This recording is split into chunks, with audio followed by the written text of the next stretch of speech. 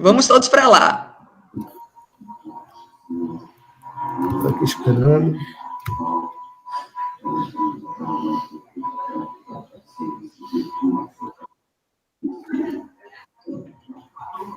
Bom, boa tarde a todos. Estamos aqui entrando na nossa live. Hoje recebendo duas figuras aqui muito interessantes. O Fernando Gabeira, jornalista da Globo News, deputado federal por 4 mandatos, foi candidato a prefeito do Rio de Janeiro, a governador, a candidata a presidente da República em 1989, tem uma grande história, foi exilado político, foi um dos fundadores do Partido Verde, e hoje tem um programa na Globo News. Isabela Domingues também está aqui conosco. Isabela faz parte de uma empresa chamada Consumix Branding, do Porto Digital, é doutora em comunicação, consumo e sabercultura, é coautora do livro Consumo de Ativismo, que foi lançado em 2008. Então, hoje a gente está fazendo essa live aqui, nossa, para bater um papo um pouco sobre o ecossistema, tecnologia, consumo e sustentabilidade, que é algo que a gente vai conviver bastante nos últimos anos, nos próximos anos, né? Quando surge um áudio aqui que acabou confundindo um pouco, mas, Gabeira, boa tarde, obrigado pela sua presença. Imagina. Obrigado pela sua presença. Isabela, obrigado também pela sua presença aqui. Muito obrigada, boa tarde, gente, é um prazer estar aqui com vocês, muito obrigada. Gabeira, começando com você, a gente estava conversando um pouco aqui agora, né, da dificuldade do momento, né, que a gente está passando por um momento único ali, pelo menos para a minha geração, né, de todo mundo ficar trancafiado em casa, né? Até um dia desse estava brincando, acho que foi com o Raul Jugman, que é nosso amigo em comum, e dizendo, rapaz, depois disso ninguém vai ficar mais reclamando sobre a prisão domiciliar, né, porque vai ver que não é tão bom assim ficar, né?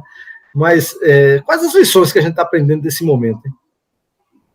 Olha, em primeiro lugar, boa tarde, é importante essa contribuição, essa colaboração que nós estamos tendo desde o início da crise com o Porto Digital.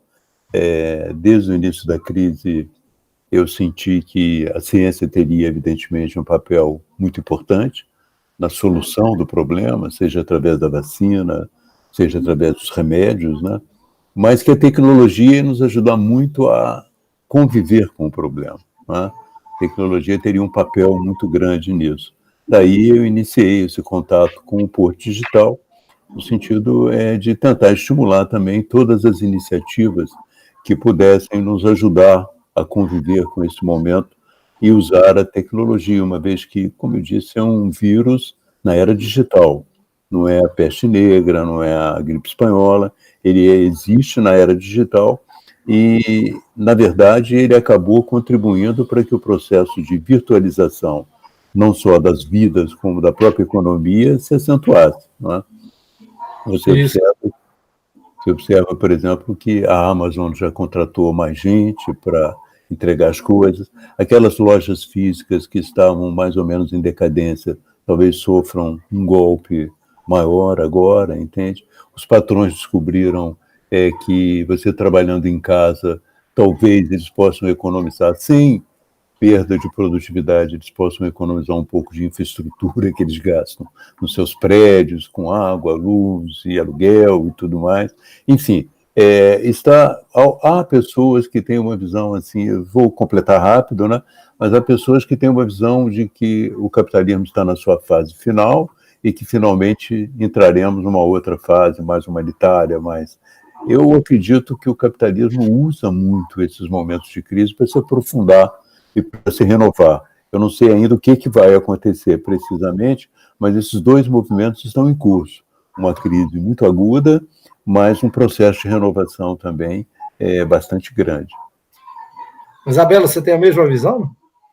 Eu acho, Pierre, que é já algo clichê, inclusive, que toda crise tem oportunidades, né? Mas que a gente que vem desse olhar do marketing, do branding, da gestão de negócios, a gente sabe sim, né? Que talvez as necessidades tenham se transformado, Então, como o Gabeira também pontuou, a gente agora percebe que existem outras demandas e que, por exemplo, ele citando a Amazon, então o número de contratados já cresceu, né? Então eu acho que a gente precisa, do ponto de vista de sociedade, de empresas, é justamente abrir esse olhar para esse cenário transformado e pensar como é que a gente se insere justamente para poder contribuir com a melhoria da sociedade a partir dessas novas demandas, que são muitas, né, e são desafiadoras, e a gente se colocar como vetor aí de transformação positiva. Mas, veja, se transformar num fator de positivo, o Gabriel estava falando ali da mudança que muitas empresas percebem. Estava até recentemente conversando com um empresário e ele dizendo a mesma coisa, dizendo, olha, eu percebi que agora no home office, minha equipe estava trabalhando até um pouco melhor em termos de produtividade do que anterior. Mas, em compensação, as outras, a minha equipe de desenvolvimento de software, mas, em compensação, a equipe de marketing não está conseguindo trabalhar, porque ela é acostumada a ir para a rua, né? Esse é um negócio dele, né? Ir para a rua. Tá? Então, ele, assim, tem um tipo de trabalho que eu não estou conseguindo manejar e que eu acho que, quando nós sairmos dessa situação, que a demanda reprimida por encontros sociais será tão grande, que pode ter uma segunda onda de contaminação novamente, né? Porque as pessoas vão ficar loucas para ir para a rua, né? Então, exatamente, exatamente, Pierre. E isso já foi até detalhado em pesquisa. Hoje, o ministro da Inglaterra falou nisso e alguns pesquisadores de Harvard disseram que nós teremos novas ondas de isolamento também, isolamento social, porque nada impede de que, uma vez que a gente não consiga uma vacina para o vírus, nada impede que haja, de novo, uma efervescência social, de novo, focos de epidemia e, de novo, algumas coisas pontuais, algumas decisões pontuais, em certos momentos, em certos lugares, de você determinar, de novo, o isolamento social. Quer dizer, nós poderemos viver assim durante muitos anos agora, essas idas e vindas, entende? É algo que ninguém esperava, né? Assim, não... Eu acho que muita gente falava sempre da chegada de um vírus, né? E a gripe espanhola era algo que algumas pessoas ainda vivas contavam, né, um pouco, né? Eu estava lendo recentemente sobre isso, dizendo que as pessoas morriam na rua no Rio de Janeiro, né? Que às vezes a família nem que quando pegava a gripe... Como hoje em Guayaquil. Exatamente. Na rua, Exatamente. Agora, eu acredito muito, gente, na capacidade de reinvenção, né, do ser humano, especialmente do brasileiro, né? A gente tem uma cultura muito criativa, então eu acho que a gente foi pego no susto, ninguém estava preparado para vivenciar nada disso, mas a gente já percebe como as pessoas readaptaram suas rotinas, né, em um mês, que a gente completou agora, e os próprios negócios também, né, se reordenando, isso tudo no susto. Então, quando a gente, na verdade, puder se planejar um pouco melhor, mesmo que a gente tenha esses ciclos, né, de vai e vem, esse novo normal, né, que está sendo chamado, que a gente não vai voltar para aquele normal que a gente viveu, a gente agora tem um cenário ainda de uma busca por uma vacina, que sabe-se lá quando vamos ter, mas eu acredito que a gente vai conseguir manejar isso aí com mais tranquilidade, já que não será no susto. Agora a gente sabe que o cenário que está posto é esse, né? Então, como é que vamos lidar com ele? Exato. E eu não sei se vocês acompanharam, obviamente, mas o Porto Digital se viu no meio, não mais ou menos uma polêmica, né? Mas nós temos uma empresa que é uma empresa muito promissora do nosso parque tecnológico, que é a Inloco, que faz o georreferenciamento com menos de 1 metro de raio, né? E ela nasceu dentro da Lei Geral de Proteção de Dados, isso, ela não sabe quem é a pessoa, mas ela sabe o percurso dela, né? E a Inloco fez um produto muito desafiador aí durante essa crise, que saiu primeiro para a Prefeitura do Recife, depois essa solução está sendo utilizada em outros lugares, que é o georreferenciamento, e muita gente se assustou, porque na sexta-feira da semana retrasada, todo mundo que estava no meio da rua, então, se você estava no meio de uma aglomeração, é que você recebeu uma mensagem dizendo assim, vai para casa, né? Então, assim, todo mundo disse, pô, como é que a gente já está nesse estágio de tecnologia de uma empresa de Recife, obviamente, né, mas que sempre surge esse debate, né, do que do que vai ver. E só, então, na verdade, isso aí é para dizer o seguinte, a gente acelerou um processo que iria naturalmente acontecer, que era o de transformação digital da própria sociedade. Quer dizer, a gente está batendo um papo aqui na internet. Hoje eu estava vendo o Bom Dia Pernambuco, Bom Dia Brasil na Rede Globo, a Mira Leitão em casa, alguém estava sendo entrevistado pelo Google Meet, né, isso ficava muito claro, e a gente está vivendo ali uma transformação digital na marra, pela necessidade e pela aceleração com que a gente viu esse processo. Né? Vocês acham que depois que passar isso, a gente vai voltar ao antigo normal que a gente tinha, ou que essa transformação digital forçada ela vai permanecer em certo grau? Olha, eu já mencionei aqui, eu acho que ela foi precipitada, não é? E dificilmente você vai voltar a um normal. Quer dizer, as vantagens do processo de virtualização serão, evidentemente, exploradas. As desvantagens, então, você vai afastá-la. Mas eu acho muito difícil que você, depois de descobrir isso, você voltar atrás, não é? Hoje você tem mais de 120 milhões de telefones, de smartphones no Brasil, talvez 200 milhões de smartphones no Brasil, 120 não, 200 milhões de smartphones no Brasil. Você não pode mais ignorar essa realidade, né? Às vezes você vai, muito outro dia, falando com o ministro Onyx Lorenzoni, numa entrevista, eu entrevistando, eu falei, poxa, mas o governo está distribuindo esses R$ 600 a partir de um aplicativo. Nem todo mundo consegue manipular um aplicativo, entende? Eu falei, poxa, não daria para colocar assim, umas pessoas ensinando como utilizar esse aplicativo, ou então usar o telefone, como a Fernanda Montenegro fazia no Central do Brasil, ela escrevia cartas para os analfabetos, né?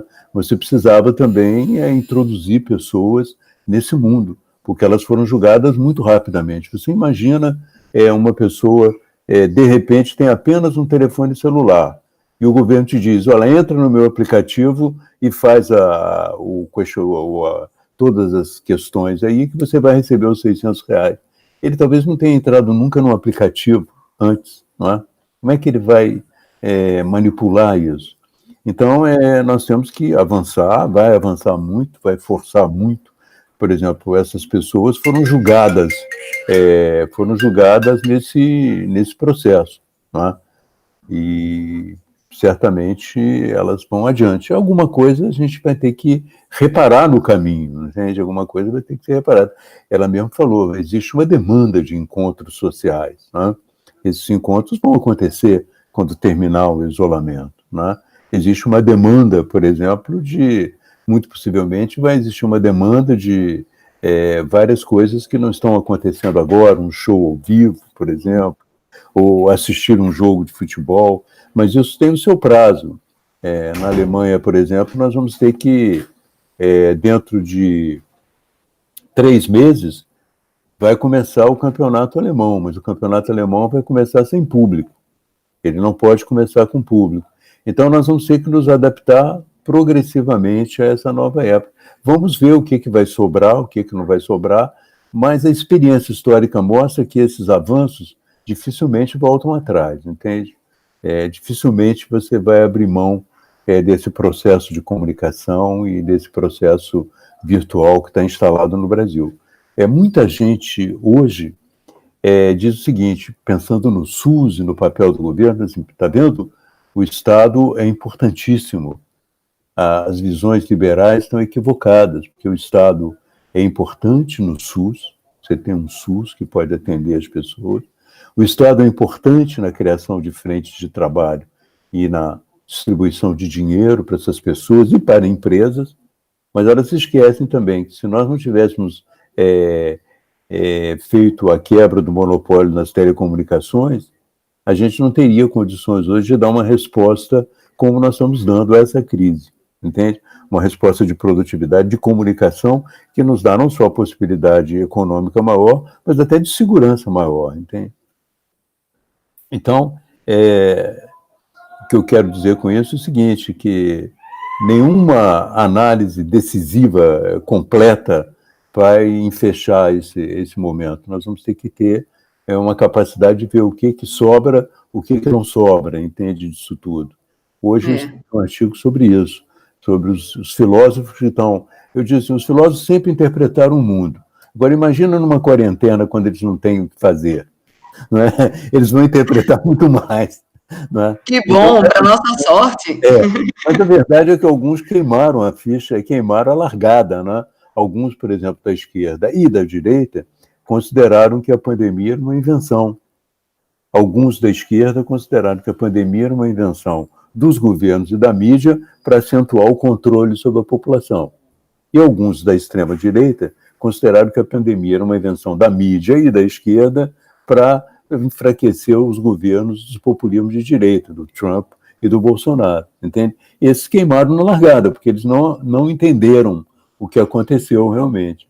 E agora existe também muita gente que acha, por exemplo, que daqui a pouco virá o socialismo, ou muita gente que acha que as boas, digamos assim, emoções e as boas relações das pessoas vão frutificar, que nós seremos melhores depois disso.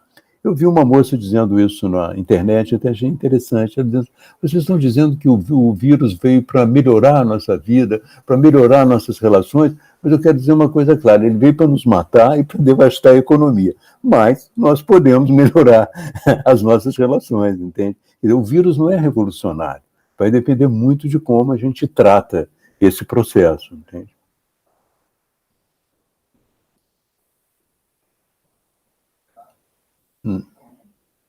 Deixei de te ouvir. Oi, desculpa. Estou com duas perguntas aqui agora, desculpa. Duas perguntas. Primeiro da Vanessa Andrade, que foi jornalista da Rede Globo aqui em Recife e hoje está lá em Portugal. É para a Isabela, o consumidor vai ficar mais exigente com relação a marcas de selo verde? Vanessa, que alegria ter você aqui. Vanessa foi nossa aluna do GENED, querida, da nossa César School. Um beijo para você, Vanessa, bem especial. Eu acho que sim, eu acho que, na verdade, a gente já vinha numa rota, né, de consumidores com uma perspectiva muito mais cidadã. Claro que isso não é generalizado, a gente tem assimetrias brutais no Brasil e no mundo, então é claro que esse consumo reflexivo, ele não é, né, todos nós somos reflexivos, não, a gente aí às vezes não tem, a pessoa não tem, a gente estava comentando antes de entrar no ar, né, mora numa situação, assim, digna da Idade Média, né, nem no século XXI ela não tem saneamento básico. Então, é claro que a gente não pode generalizar, mas o que a gente observa, sim, do ponto de vista de mercado, do ponto de vista de pesquisas, é que tem uma consciência crescente em relação à postura, à conduta das empresas, né? Então, a gente está vendo fortemente já uma série de questionamentos em relação a empresas que chegaram a dizer, os seus líderes chegaram a dizer o que são 6.000 ou 7.000 mortes, né? Vamos tocar a economia em frente. Então, isso é muito grave, né? Como é que é isso? Então, certamente, eu acho que a pandemia, a quarentena, esse cenário super desafiador, vai fazer com que a gente redobre esse olhar atento, sim, sobre as posturas e sobre as condutas. Eu acho que a gente vai ver muita coisa interessante nessa perspectiva acontecer aí num curtíssimo prazo. Gabeira, uma pergunta para você, que é o comportamento das pessoas, da mesma Vanessa, né? O comportamento das pessoas com relação ao meio ambiente deve mudar? Olha, eu vou voltar à minha ideia anterior, não é? Eu tenho analisado tudo que as pessoas dizem sobre o futuro. E eu tenho observado que quase tudo que elas dizem sobre o futuro é o que elas gostariam que acontecesse. Entende? O futuro é, na verdade, uma projeção das suas vontades. Agora, evidentemente que um impacto como esse na saúde vai trazer algumas consequências. Eu vou lutar muito, como tenho lutado antes, tenho escrito muito antes, para que o Brasil compreenda que não é possível você, em pleno século XXI, onde um século em que um vírus pode escapar de um laboratório, entende? Você ainda não tem saneamento básico. Então, é fundamental, eu acredito que o bom senso poderá levar algumas pessoas a compreenderem que o governo deveria investir, e as empresas também, empresas particulares, deveriam investir dinheiro e força de trabalho na realização desse saneamento básico. Então, entra de novo a pergunta que a Isabela respondeu. O que é o consumo? Né? Evidentemente que para essas classes que não têm um consumo adequado, há um aumento importantíssimo no consumo dela, que é a água limpa e o saneamento. Isso é uma coisa essencial, entende? Se nós conseguirmos pensar nisso como um avanço necessário, como uma tarefa necessária, eu acho que a crise terá avançado. Nós vemos hoje, por exemplo, a dificuldade que nós estamos tendo de levar água às comunidades que não têm água corrente, né? Levar também o sabão, mas o sabão até é secundário, diante da necessidade da água corrente, né? Então, da água limpa. E isso é fundamental. Eu acho que essa visão, se ela não acontecer, a nossa obrigação é continuar reclamando, continuar falando, continuar dizendo, olha, a gente acabou de sair de uma pandemia e nós estamos gastando dinheiro de uma forma inadequada. Nós temos que conduzir o nosso dinheiro público para essas questões básicas. Então, eu acredito que a primeira tomada de consciência vai ser essa. Vamos gastar mais em saúde. E gastar mais em saúde não é só mais comprar equipamento de proteção individual, comprar mais respiradores, né? Você vê, o país dos Estados Unidos é um país que tem 2 carros por pessoa, mas não tem respirador. Entende? Quer dizer, que tipo de avanço é esse? Gabi, se me permite, assim, completando teu raciocínio, eu acho que a pandemia, ela nos faz voltar a pensar no comunal, não é? Porque a gente tem uma sociedade de consumo extremamente individualista. Então, enquanto minha vida está indo bem, eu não estou nem aí para o todo, né? Dane-se aí o sistema público de saúde, ou quem tem saneamento tem, quem não tem, não tem. A gente vê essas assimetrias gritantes, né? A favela colada ali no grande condomínio e tudo mais. Então, eu acho que um legado desse momento é que a gente teve que olhar para o comunal, né? E o comunal, ele é oposto aos princípios da sociedade de consumo, porque a sociedade de consumo, ela é calcada no individualismo. Então, forçosamente, a gente entendeu que a gente não está desconectado. Se o nosso tema de hoje é justamente ecossistema, né? Nós somos ecossistêmicos por princípio, e a gente tem que pensar nisso agora, forçosamente. Então, botando a bola um pouco mais baixa, né? Nós estamos todos aqui confinados, não é? Mas quem garante o nosso confinamento são as pessoas que moram nas favelas. São eles que fazem a entrega da comida, são eles que são os cozinheiros, são eles que trabalham na estrutura básica dos hospitais. Enfim, as pessoas começam a se dar conta também, nesse confinamento, que existe um mundo que continua a existir, garantindo a nossa sobrevivência, e esse mundo é exatamente o mais vulnerável, né? Eu acho que existe uma chance futura da gente explorar essa possibilidade de consciência e fazer avançar. Mas, como eu disse, o vírus não é revolucionário. Tudo vai depender da capacidade que a gente tiver de realizar as coisas do futuro. Isso aí. Olha, vamos para outra pergunta do Francisco Carvalho. Ele está dizendo o seguinte, que a gente tem uma grande estruturação dos esquemas de trabalho 100% remoto em alguns segmentos, como na área de tecnologia da informação. E curioso, a gente fez um monitor para saber quantos por cento o Porto Digital estava em home office, né? E a gente chegou a próximo de 80%. Aí está dizendo, pô, como é que o Porto Digital não chegou a 100%? Eu disse, olha, porque é fácil. Das 10 maiores empresas que empregam, 3 não conseguiram entrar em home office. Uma delas, a Rede Globo, né? Não conseguiu entrar em home office, porque senão a gente não estava assistindo os telejornais, né? Então, enfim, uma outra que é a que faz um monitoramento de rua, os caras precisam ficar na rua e tal. Mas nem todo mundo realmente consegue ir para a tecnologia. E aí o Francisco pergunta para o Gabeira, quais devem ser os próximos segmentos que abraçarão mais sistematicamente o trabalho remoto? Olha, eu acho o seguinte, o que eu posso te dizer que me parece, né, que a tendência vai indicar, eu acho que o comércio tende a isso. Não é? É uma intuição minha, não é só pelo crescimento da Amazon, é pelo crescimento do próprio comércio eletrônico nesse período, a possibilidade que ele teve. Então, eu me pergunto, se as lojas físicas já estavam num processo mais ou menos de decadência, é muito possível que esse processo seja acentuado. Eu vou te dar um exemplo que ocorreu com um amigo meu. Ele precisou comprar um aspirador de pó nesse período, porque quebrou o aspirador de pó dele. Ele comprou pela internet, o prazo era de 1 mês de entrega. Chegou 24 horas depois. É claro que o comércio está, o trânsito está melhor, a situação está diferente e tal, mas eles se viram obrigados também a aumentar a eficácia deles, porque eles estão sendo mais solicitados. Então, se eu tenho um palpite assim,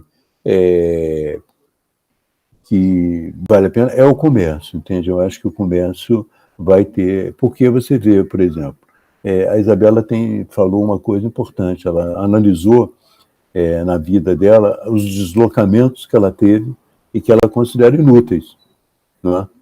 Então, evidentemente que muitas pessoas vão raciocinar desse jeito. Considerando que a epidemia foi debelada, mas o perigo ainda está no ar, eu vou tentar reduzir os meus deslocamentos ao máximo. E ao tentar... E eu acho... Opa, desculpa, Gabeira. Não, é isso mesmo, pode falar. E eu acho que um setor que vai ser muito impactado talvez seja o de mobilidade, que era aquele que a gente via, na verdade, como o grande protagonista do tempo presente, né? Então, eu acho que a gente vai viajar menos de avião, a gente vai fazer mais reunião por videoconferência, a gente vai entender que a gente pode estudar em diversos lugares do mundo sem sair do nosso quarto ou da nossa sala. Eu acho que a telemedicina vai ganhar muita força, né? Outro setor que eu queria mencionar é o telemedicina, né? Que felizmente foi regulamentado agora. Mas já era para estar regulamentado há muito tempo, né? É outro setor que deve crescer, eu acho eu, entende? Pelas tendências que eu estou vendo no momento. E eu acho que talvez também um dos maiores legados dessa pandemia é a mudança do mindset. Eu acho que a gente vai passar a ter um mindset mais digital, não é? Porque a gente vai naquele automatismo dos nossos hábitos constantes, há décadas, né? Então, eu vou marcar para ir ao médico. Não, você não vai marcar para ir ao médico, você pode falar com ele aqui rapidamente, 5 minutos, 10 minutos, não é nada tão grave, né? Então, é uma mudança de mindset, a gente foi forçado a raciocinar de outra forma, e é muito humano a gente, na verdade, repetir as práticas, os hábitos, porque isso é confortável para a gente. Isso não exige, né, uma atenção maior, uma reflexão maior. Então, eu acho que a gente vai mudar muita forma de interagir, porque agora a gente percebeu que existem outras alternativas, e o mito do digital, ele vem abaixo. Eu acho que muita gente tinha ainda aquela coisa, não vou dar o meu cartão para o e-commerce, vão usar os meus dados. Na hora H, todo mundo teve que fazer e todo mundo viu que tem aspectos muito positivos. Então, eu acho que esse é um legado positivo também da pandemia. E isso responde indiretamente à pergunta que a Vanessa fez também, da repercussão no meio ambiente, né? Se você reduz brutalmente os deslocamentos, você reduz também as emissões, né? Inclusive viagens de avião e tudo mais. Isso, inclusive, acho que responde até a pergunta da Augusto, que era perguntando quais serão as principais mudanças no perfil dos consumidores após o perfil da pandemia e se o espírito de solidariedade e cidadania refletirá nos novos hábitos de consumo. Provavelmente sim, né? A gente vai ter muita mudança em relação a isso. Né? Até alguém estava brincando, dizendo, a primeira mudança essencial... A primeira mudança essencial, isso é bom que a gente saiba, e eu estou tentando transmitir em todos os meus artigos. A gente não vai ter dinheiro, não vai ser possível comprar muita coisa, entende? Nós vamos viver momentos difíceis, muito difíceis. Um nível de desemprego muito alto, uma redução nos salários. Mais da metade da população brasileira já teve a renda diminuída. Então vai ser essencial pensar de uma maneira diferente como gastar o pouco dinheiro que você tem. E, nesse sentido, eu acho que as pessoas vão privilegiar, inicialmente, algo que é essencial, que é a alimentação. Eu vivi muitos anos em Cuba, muitos anos não, mas vivi 1 ano e meio em Cuba, e senti como a questão da alimentação é importante para a nossa vida cotidiana, entende? Havia uma alimentação suficiente, mas não atendia tudo que você aspirava. Então, a alimentação produz fantasias e produz desejos, às vezes, mais fortes do que o próprio desejo sexual. entende? Então, é importante que a gente veja que daqui para frente, no auge de uma crise, a questão da alimentação vai ter um papel fundamental, entende? A comida vai ser uma coisa fundamental. Por quê? Porque nós vamos ficar mais pobres mesmo, entende? É inevitável. Mas curioso é que aumentou o consumo de comida, né? Nesse período aí. Os supermercados têm vendido 21% mais, segundo a Cielo, mas em compensação o vestuário caiu 91%. É lógico que também a gente está sem meios de ir adquirir o vestuário, né? Porque até o vestuário é um pouco complicado pela internet. Aliás, alguém estava brincando dizendo o seguinte: olha, depois dessa pandemia tem 3 coisas que vão ser valorizadas que nunca ninguém deu valor, né? A primeira é para a sua babá, porque quem tem filho feito eu dá um valor danado a babá. O segundo é para o cara do iFood que você viu, né? Aquele cara que está entregando ali, que ninguém dá valor para ele. Você viu a importância que ele teve no meio de uma situação como essa.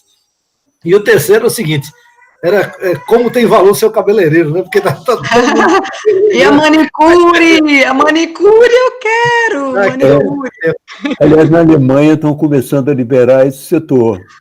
Cabeleireiro, essas coisas, para as pessoas poderem, pelo menos, compor um pouco mais a face, tentar ganhar um pouco de autoestima também. Isso é importante no processo. Pierre, só um adendo à tua fala. Eu acho que um ponto positivo da pandemia, mesmo com todos os desafios, né, com todo esse cenário muito complexo, é que a gente visibilizou os invisíveis. Né? Então, eu acho que os entregadores, né, eu vi uma fala de um deles dizendo: agora as pessoas olham no meu rosto. E as pessoas nem olhavam no meu rosto, né? Os caminhoneiros. Então, eu acho que se a gente parar para fazer um olhar carinhoso, tem muito, muito ganho, sabe? Claro que tem aí uma forte recessão pela frente, a gente vai ter que se reinventar, né, enquanto profissionais, enquanto pessoas, de uma maneira holística, mas tem uns aspectos aí que a pandemia jogou na cara da gente, né? E que a gente, eu acho que vai sair maior depois de sair. A gente vai se reinventar, e não é só se reinventar. O fato é que uma das características centrais do ser humano é a capacidade de se adaptar a novas situações, entende? Isso é típico nosso, né? A gente vai se adaptar. Inclusive, vai achar uma centelha de felicidade nas situações mais complexas, mais difíceis e mais desanimadoras, como foi até o campo de concentração. Você vê um livro sobre o campo de concentração, em certos momentos, em certas situações, achava-se uma centelha de felicidade. Isso é característico do ser humano, isso é bom que exista, seja assim, né? Olha, uma pergunta do Caio aqui, Gabeira, acredito que é mais para o Gabeira. Como é que uma oportunidade, como a gente reposiciona as leituras de economia para entender os ativos ambientais? Desde Estocolmo, em 72, se fala muito dessa mudança de paradigma, né? Exato. Eu vi agora, recentemente, algumas pessoas dizendo que era necessário voltar à discussão sobre a venda do carbono, a comercialização do carbono. Mas é um momento difícil para a gente colocar essa questão imediatamente após, porque nunca houve também uma redução da produção de carbono de CO2 como agora. Houve uma redução brutal, que a gente não conseguia através dos tratados internacionais, né? Tudo que era preciso fazer através dos tratados internacionais não se conseguia. De repente, um vírus, uma proteína invisível, acaba produzindo uma mudança dessa dimensão. Agora, evidentemente que as pessoas viveram essa pandemia e sentiram a vulnerabilidade do que nós chamamos a nossa civilização. E ao sentir essa vulnerabilidade, elas vão ficar muito mais sensíveis também para outro fator que os negacionistas de hoje, as pessoas que negam a pandemia de hoje, já negam há muito tempo, que é o aquecimento global e os eventos extremos que estão associados a ele. Muito possivelmente o negacionismo em relação à pandemia vai ser esmagado, porque ela é uma realidade indiscutível, como também será muito enfraquecido o negacionismo em relação ao aquecimento global. Os acontecimentos extremos que nós estamos vendo, os eventos extremos, terremotos, grandes chuvas, pessoas que perdem suas casas, vão ficar mais evidentes para nós que a nossa civilização é vulnerável, é frágil e que nós temos que fortalecê-la. Então, o potencial de mudança nesse campo é muito grande. Mas, mais uma vez, eu digo, o vírus não é revolucionário, a gente vai ter que convencer e trabalhar nesse sentido.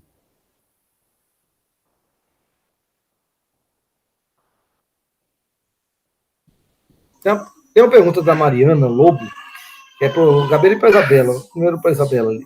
Em entrevista à revista Vice, Edward Snowden alerta que os governos estão usando o coronavírus para construir a arquitetura da opressão. O que vocês acham disso?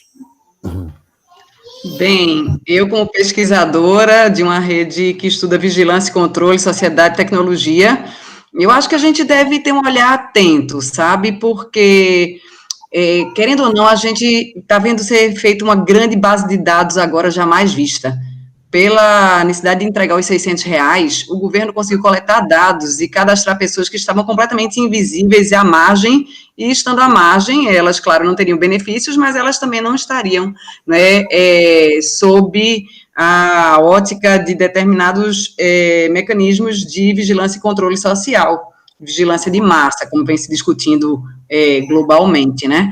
Então, eu acho que não é a teoria da conspiração, mas eu acho que sim, que a gente tem que observar também como é que, dentro dessa perspectiva, vamos dizer, biopolítica, se a gente for acionar para pensar um pouquinho esse cenário, né, como é que a biopolítica, justamente por um aspecto tão fortemente histórico da biopolítica, que é a saúde, né, o governo das populações através da saúde. Isso é inevitável pensar dessa forma também, no meu entendimento.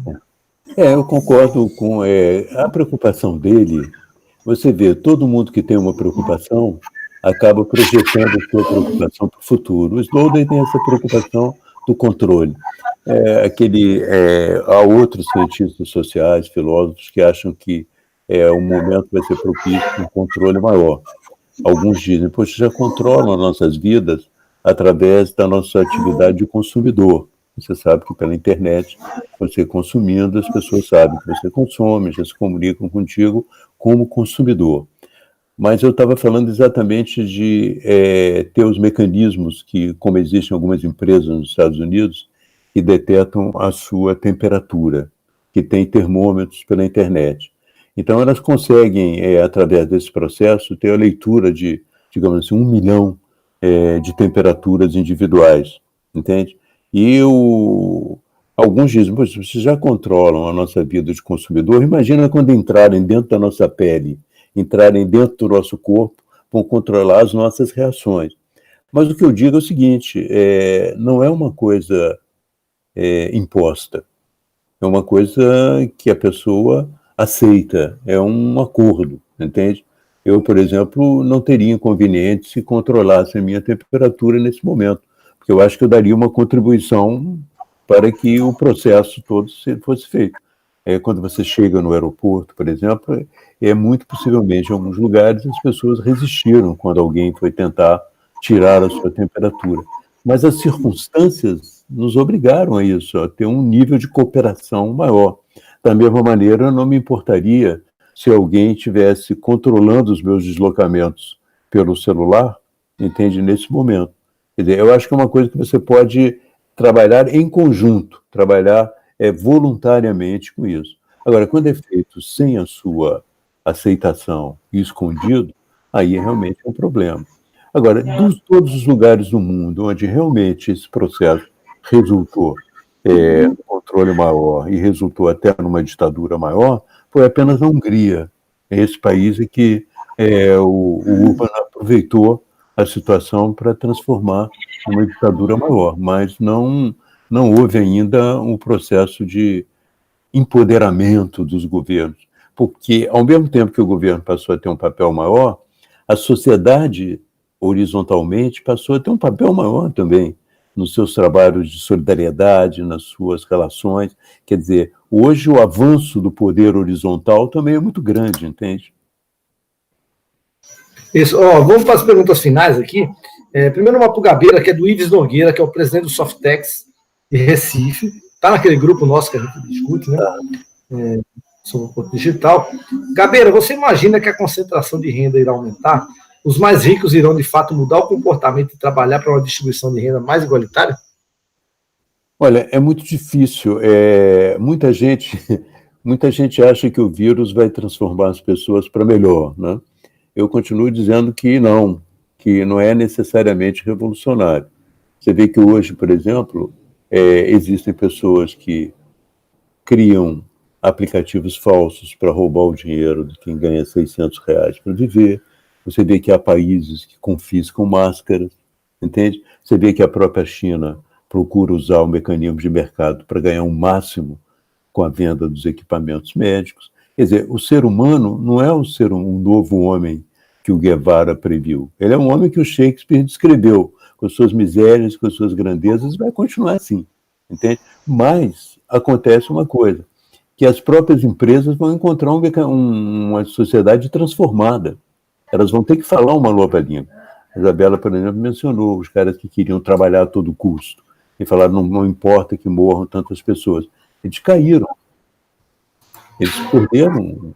Quer dizer, hoje eles vão perceber que, e já percebiam um pouco, mas vão perceber cada vez mais, que quanto mais estiverem um papel social, quanto mais estiverem envolvidos na melhoria das condições da sociedade e na melhoria das condições ambientais, mais forte eles vão aparecer como empresa. Então, eu acho que o impulso será positivo, entende? Embora, como eu te disse, eu acho que não há mágica nisso. A gente também vai ter que ajudar um pouco. Deixa eu voltar. Estamos escutando, então, né? Bom, Isabela, última pergunta ali. Tem várias perguntas aqui, não consegui fazer todas, né? Mas uma live também não pode passar de 45 minutos, mas basicamente são muito parecidas. Querendo falar o seguinte: os comportamentos de consumo realmente irão mudar? E esse contato face a face, que é a pergunta da Camila em relação à educação, se o eixo educacional muda, do Plutarco se o mundo virtual, a gente vai passar a viver apenas nele, e se o contato face a face já não vai ter mais importância? Bem, Camila e Plutarco, eu acho que a gente vai ser bem diferente, porque a gente teve que experienciar essas coisas todas, né? Então, a gente agora percebe que pode consultar o médico rapidamente, num FaceTime, se quiser vê-lo, né? A gente está estudando mais online, a gente está fazendo compras das mais diversas coisas que antes a gente talvez fosse na loja, se deslocasse e poluísse o mundo, né? E a gente agora pode pedir rapidinho. Eu acho que nós não seremos os mesmos, mas eu acho que o ser humano o princípio gregário, gente. Eu estou morrendo de saudade dos meus bares preferidos, eu estou morrendo de saudade de um abraço meus amigos, né? A gente já fez aí conference beer, né? Para poder todo mundo se ver e poder tomar uma cervejinha, cada um na sua casa, mas é diferente, né? Então, eu acho que uma coisa não exclui a outra. Eu acho que a gente vai sair mais desperto desse processo todo, né? Tendo experienciado um monte de coisas que a gente vai manter algumas na nossa vida, que se apresentaram como novas, mas que agora a gente vai adotar,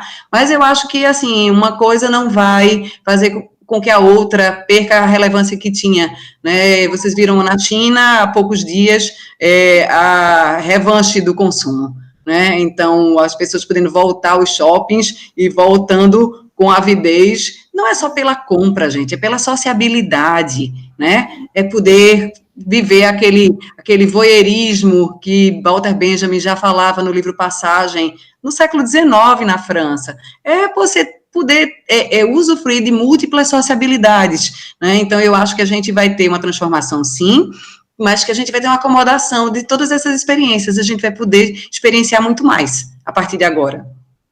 Eu queria só acrescentar algumas reservas, né? Eu acho que é isso mesmo, mas enquanto não descobrirem uma vacina, isso vai depender muito dos testes, né, que nós fizemos e das pessoas que já foram imunizadas, que terão um passaporte, porque a realidade é que o face-a-face é talvez um dos elementos mais fortes na transmissão da doença. Eu estava vendo a história de um coral nos Estados Unidos, os caras cantando, fizeram todos os mecanismos de proteção, álcool gel e tal, mas cantando, descobriram que quanto mais alta a voz, mais você lança as partículas e os vírus no ar, entende? E, inclusive, há pesquisas na Inglaterra, hoje, sobre as palavras da língua inglesa, que você, ao falar, você expele mais saliva do que outras, entende? Então, inclusive, pesquisas sobre qual a distância que as pessoas falam entre si em várias culturas. Eu vivi na Suécia há muitos anos, e na Suécia, um momento que eu vivia lá, havia uma campanha para que as pessoas se abraçassem e se tocassem. Isso é bom e tal, que eles não se abraçavam e não se tocavam, ao contrário da gente. Hoje, eles estão mais perto da realidade do que nós, porque eles estão muito distantes, né? Então, eu acho que enquanto não houver uma vacina, e enquanto a gente não resolver a questão dos testes, e enquanto não resolver a questão também do passaporte da imunidade, eu acho que o face-a-face vai sofrer algumas... É muito possível que o face-a-face seja mediado pela máscara. O Gabeira, e logo nós somos os mais pobres e os mais afetuosos, né? Exato. Então é um duplo desafio aí, nós latinos, periféricos, exatamente, somos os mais pobres e os mais afetuosos. Exatamente. Isso. Nós somos seres sociais, né? Muito mais do que outras populações. Mas eu, já chegando no final, Isabela, eu queria lhe agradecer pela participação, valeu aí. E, Gabeira, eu queria terminar... você quer... só para suas considerações finais, Isabela? Pode falar. Não, eu que agradeço, é um prazer enorme estar aqui com vocês, uma grande honra poder bater esse papo aqui. Agradeço extensivamente a todos que estão com a gente aí na live, e vamos em frente, hashtag fica em casa, e vai dar tudo certo. Tá certo. Gabeira, até antes um pouquinho da gente conversar, eu estava falando, né, e eu queria terminar com uma pergunta que eu sempre tive curiosidade, né, eu nunca pude lhe fazer pessoalmente nos encontros que a gente teve, e foi num livro que você escreveu, acho que é o seu penúltimo livro, né, que é Onde Está Tudo Aquilo, agora que conta um pouco da sua trajetória e tal. E lá no final do livro, eu acho que na última página, tem uma frase, tem um trecho que me marcou muito, já que eu sou um admirador do seu trabalho, como muita gente, né, você é deputado federal durante vários mandatos, teve uma participação muito efetiva na redemocratização do Brasil, foi exilado político, aí quando voltou, foi um deputado muito atuante, né, no Brasil, e você colocou ali, logo após a sua saída da vida política, você entrou na Globo News, tal, você colocou o seguinte: como explicar, então, esta sensação de vazio que a vida política me transmitiu nos últimos anos de atuação? Se alguém me perguntasse se eu faria tudo de novo, eu responderia que não. Tenho um pavor de cometer os mesmos erros. É hora de renová-los. Você se arrependeu da sua participação política? Como é isso? Não é que eu tenha me arrependido. Eu cheguei à conclusão de que que não era o melhor investimento que eu teria para fazer nesse final de vida, né? Porque eu trabalhava diariamente na Câmara dos Deputados, voltava para casa, para o hotel, né?